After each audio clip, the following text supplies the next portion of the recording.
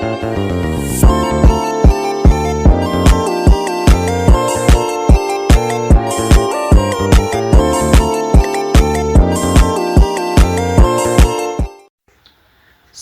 warahmatullahi wabarakatuh. Perkenalkan, nama saya Rizky Mara dari Sindia dengan NBI 12122000132. Di sini saya akan menjelaskan sedikit tentang norma etika pemasaran dan produksi.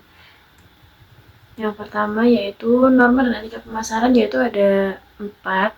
Yang pertama, etika pemasaran di konteks produk. Yang kedua, di konteks harga. Yang ketiga, di konteks distribusi atau tempat. Yang terakhir yaitu di konteks promosi.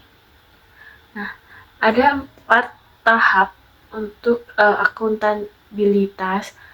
Yang pertama yaitu produk yang dibuat itu bermanfaat dan dibutuhkan oleh masyarakat. Nah, yang kedua yaitu produk dapat diciptakan bersifat ekonomis, potensi atau bermanfaat. Yang ketiga yaitu produk yang dihasilkan itu harus memiliki nilai tambah yang tinggi. Dan yang terakhir, yang pastinya produk yang dibuat itu harus dapat memuaskan masyarakat. Yang kedua yaitu ada konteks harga. Harga dapat diukur oleh daya beli rakyat. Perusahaan bisa mencari keuntungan yang layak margin dan harga yang dibebani dengan wajar oleh biaya produksi. Lanjut untuk konteks tempat, yaitu yang pertama keamanan dan integritas barang itu terjamin dan penanganan konsumen cepat dan akurat. Dalam konteks promosi, yaitu sebagai sarana penyampaian informasi yang benar dan objektif. Yang kedua yaitu sebagai sarana untuk membangun citra positif. Yang ketiga, tidak ada unsur manipulasi atau memberdayakan konsumen, yang selalu berpedoman pada prinsip kejujuran dan tidak mengecewakan konsumen. Jika etika produksi sendiri yaitu ada 4. Yang pertama, perlindungan konsumen, teori kontrak, teori kehati-hatian, dan biaya sosial. Nah, untuk perlindungan hak konsumen itu apa aja sih indikatornya? Konsumen yang bersedia membayar produk yang tidak memperhatikan hak konsumen akan ditinggalkan. Nah, konsumen juga seringkali tidak mendapatkan cukup informasi tentang produknya.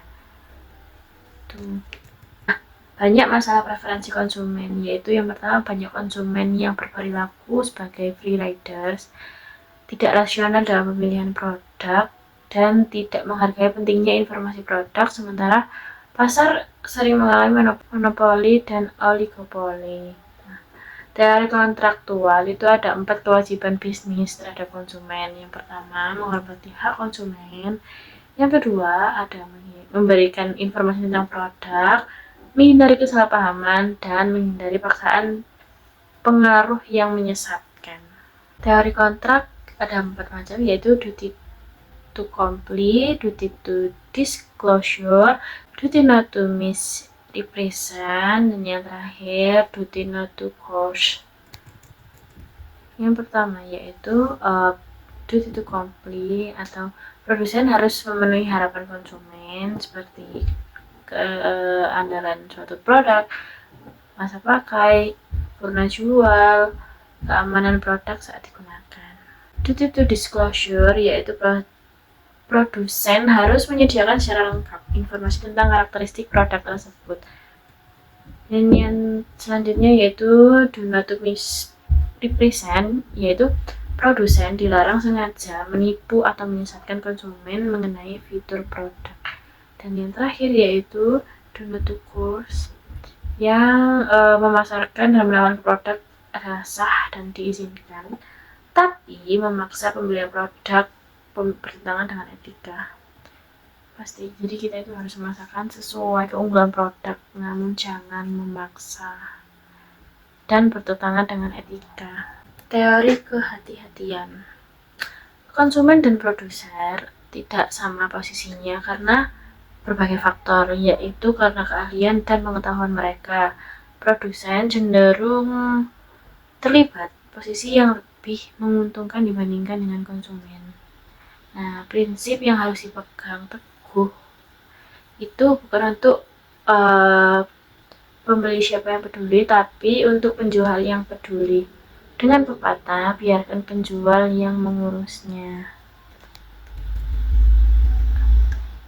Nah, pertimbangan utamanya yaitu kemasan seringkali menyesatkan dan tidak mencerminkan kebenaran kualitas produk.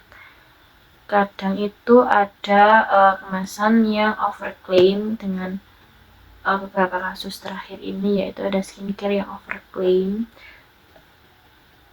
Contohnya misalnya skincare tersebut ada kandungan niacinamide-nya berapa persen, namun nyatanya setelah diuji lab ternyata lebih kecil dari yang disebutkan dari kemasan tersebut. Yang kedua yaitu konsumen sangat bervariasi, tapi kebanyakan tidak mengerti apa yang ada di dalam suatu produk karena keterbatasan keahlian dan pengetahuan mereka. Nah, yang terakhir yaitu produsen wajib membayar dan memperhatikan kepentingan konsumen dan dilarang sengaja melukai atau menipu konsumen. Biaya sosial. Nah, pandangan teoritis itu biaya sosial mengandaikan adanya kewajiban penuh. Asumsinya yaitu semua produsen harus siap menanggung semua biaya kemungkinan bahaya akibat produk cacat. Dan cedera dan kecelakaan yang bersifat eksternal merupakan biaya yang harus ditanggung oleh internal atau produsen. Lanjut, etika komputer, yaitu ada multimedia. Nah, multimedia sendiri ini yaitu penggunaan komputer untuk menyajikan dan menggabungkan teks, suara, gambar, dan animasi dengan alat dan koneksi sehingga pengguna dapat berinteraksi, berkreasi, dan berkomunikasi, serta multimedia juga diadopsi oleh dunia game. Nah, multimedia ini juga digunakan dalam dunia pendidikan dan bisnis. Dalam dunia pendidikan, multimedia itu digunakan sebagai bahan ajar atau media, baik di dalam kelas maupun di luar kelas secara individu. Nah, dalam dunia bisnis, multimedia ini dilakukan sebagai profil perusahaan, promosi, bahkan sebagai pusat informasi. Jadi, jenis-jenis multimedia dalam perkembangannya yaitu multimedia itu terbagi jadi dua jenis, yaitu linear multimedia dan multimedia interaktif. Jika multimedia linear yaitu sejenis multimedia yang berjalan lurus,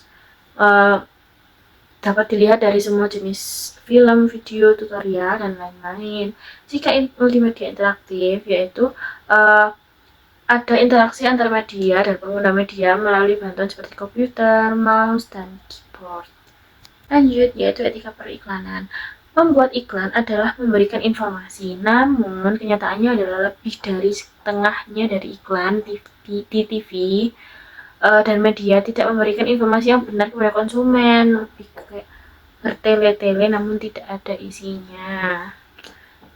Sejatinya pemberian informasi itu yang baik itu singkat, padat, dan jelas supaya produk kita itu mudah dimengerti oleh orang-orang. Banyak masalah etika di periklanan. Yang pertama yaitu periklanan itu melemahkan otonomi dan kebebasan manusia. Yang kedua, manipulatif dan persuasif. Nah, iklan yang tidak rasional membuat manusia itu menjadi konsumtif. Periklanan melemahkan rasa keadilan sosial dan memicu kesenjangan sosial. Thank you. Sekian dari saya, kurang lebihnya mohon maaf. Assalamualaikum warahmatullahi wabarakatuh. See you, bye-bye.